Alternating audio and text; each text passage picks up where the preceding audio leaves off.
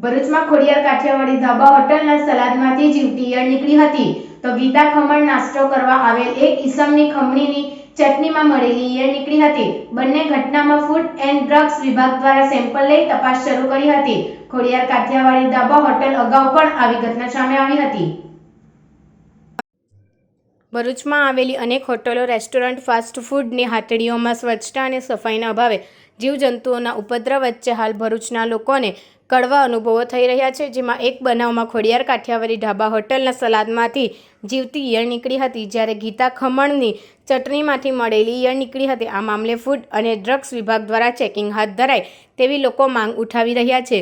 ભરૂચમાં test of ભરૂચના નામથી પ્રખ્યાત ખોડિયાર કાઠિયાવાડી ધાબા હોટલ ફરી એક વખત વિવાદોમાં આવી છે, જેમાં આ પરિવારે પોતાનું નામ નહીં આપવા સાથે ટેલિફોનિક વાતચીત કરી હતી, જેમાં જણાવ્યું હતું કે ગત રોજ સાંજના સમયે એક સ્વામિનારાયણ ધર્મના અનુયાયી પરિવારના મોભીની વર્ષગાંઠ હોય સમગ્ર પરિવાર ખોડિયાર કાઠિયાવાડી ધાબામાં જમવા માટે આવ્યો હતો।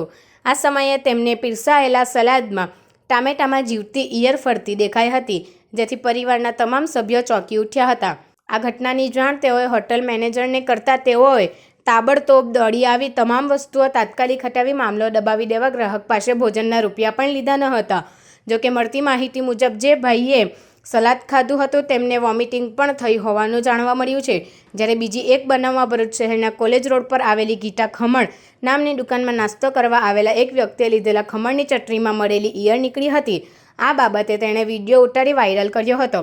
ભરૂચ અને નર્મદા બંને જિલ્લા જવાબદારી ભરૂચ ફૂડ એન્ડ ડ્રગ્સ વિભાગ કચેરી હેઠળ આવે છે।